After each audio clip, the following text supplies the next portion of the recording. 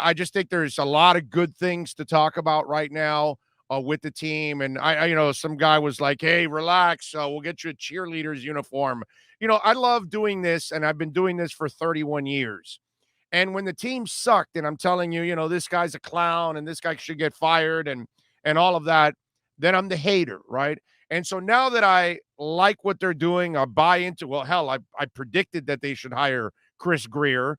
A couple of years ago, I wrote an article in the Athletic and on radio, and I said, hey, they got to fire Gase and Tannenbaum and put Greer in place, and that's exactly what they did. So I would be a hypocrite to be not telling you that I'm not a fan of this move with Chris Greer, because I expected him to go in the direction that he's going in now in building this team the right way. And so I'm a big fan of what's going on right now with the Dolphins, because they're actually building it the right way. That's why I'm so positive about them. And what is there not to be positive about? That's the part I don't understand with people. Like, the one guy's telling me, hey, slow down. It's like, why am I going to slow down? They finished their first year 5-4 and knocked out the Patriots. They went 10-6 last year. I think they had a hell of an offseason, and they've added several players. So why shouldn't I be positive about what's going on? Why shouldn't I expect them to improve again? Why shouldn't I expect them to have a really good quarterback now with Tua growing up here with this team? I feel good. I love Flores. I think he's a hell of a coach. I think most players, not every player because there's no such thing as that, but I think most players, just like, let's say, the Miami Heat, most players that walk into that Dolphin facility, they're going to play their best football under that guy. Not every player, because that doesn't exist, but what I'm watching so far in the first couple of seasons, I mean, Nick Needham's playing here better than anywhere he was. Eric Rowe's playing better here than where he was in New England. He's got a role here that he didn't have there. And there's several guys like that all over this damn roster. So why wouldn't I feel positive about it? That's the part that's funny to me. And I'm watching the game on Saturday night. And one of the themes that I like about Flo, when you look at Flo, you look at a guy that is hardened, right? A tough guy. Don't you see that in Flo? A guy that has had to earn his way to where he's at right now. A guy that works tirelessly to set his team up week in and week out, right? And there's a toughness to it. And I think there's a toughness to this team. And they proved it in their first year when they went 0-7 and never lost focus. They never gave in. If it was Cam Cameron or any of these other clowns that they've had in the past and they start 0-7, they would have lost the rest of the team for the rest of that season. Now Flo, his team went 5-4 and won the biggest game of the year at the end of the year. That's mental toughness. Last year you go 10-6 and you're trying to develop a quarterback, and yet you're trying to win. So you're using the journeyman. And so you're alternating with both guys, and you're trying to develop an offense and you're trying to develop a defense.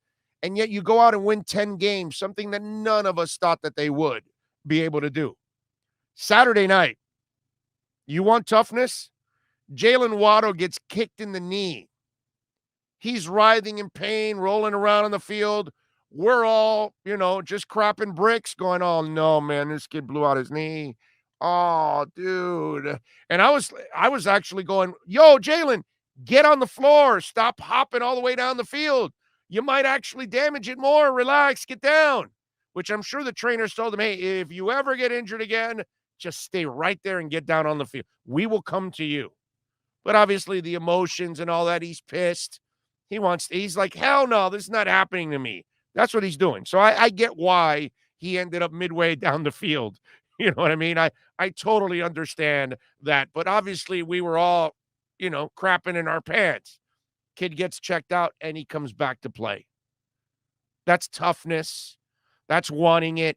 That's not a guy that, hey, I'm the 6th overall pick. I don't need to come back. No, this kid wants to be out there with his teammates. He wants to make plays. And he wants to make plays however it is. An end around, a short pass, a deep pass. It doesn't matter. You wanted me to return for you. I'm ready to return. Love what I saw from the kid. Tua, not that I want to see this often, but he's running and he dives for extra yardage and takes that shot in the back, which it's like, Tua, you need to slide. But it shows you that here's a kid that's been through all kinds of injuries, and he's not playing the game afraid. And when he's in the pocket, he's avoiding pressure with a peripheral vision. He's not looking at the guy trying to run away and then trying to find somebody. No. He's fearless in the pocket, moving around and trying to find somebody and not flustered one bit by the pass rush. You want toughness? That kid is loaded with effing toughness. Then we got Myles Gaskin trying to catch a ball on the sideline, breaking the tackle on the sideline, maintaining his balance, and then getting extra yardage to get the first down. You want toughness? That's Myles Gaskins. And then we see Mac Hollins, a pass that's a little bit too much ahead by Tua. It wasn't on target exactly, but it was a little ahead where he was able to put a hand on it and tip it up, and you knew he was about to get decked. And yet he maintained his concentration to cradle that ball in and then, boom, take the shot that was coming. Hung on to the ball, made the play, got the first down, moved the chains. There's a toughness about this team that has developed, and it comes from their coach. And it comes from their coach from day effing one, when all the other weakness out there was, oh, they're trying to tank. And that dude there's no tanking in that guy. Last year, he was going back and forth with the quarterbacks because he was trying to find the guy that can help him win.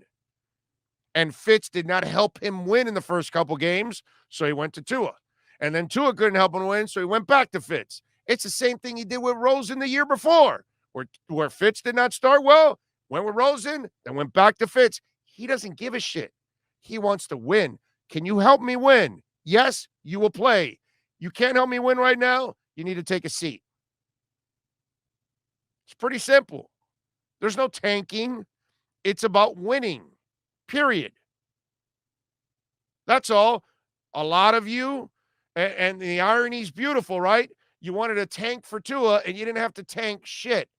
You went out there and you developed a culture that year of toughness, of fighting through it, of winning games in the second half of the season when everybody's trying to get a playoff spot, of forcing the Patriots to have to play in the wild card round when they had the bye week locked up. All they had to do was beat the Dolphins at home, and they couldn't do it.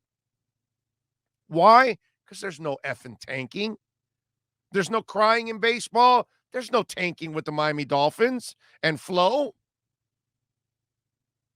You want toughness? 2 penalties all day long.